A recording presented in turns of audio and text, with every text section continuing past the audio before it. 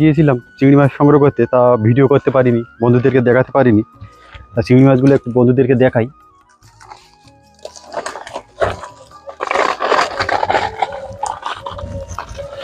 আর সর্বনাশ, অনেক অনেক মাছ, প্রচুর মাছ, ভালো সাইজের। অনেক পাতা বাছতে হবে।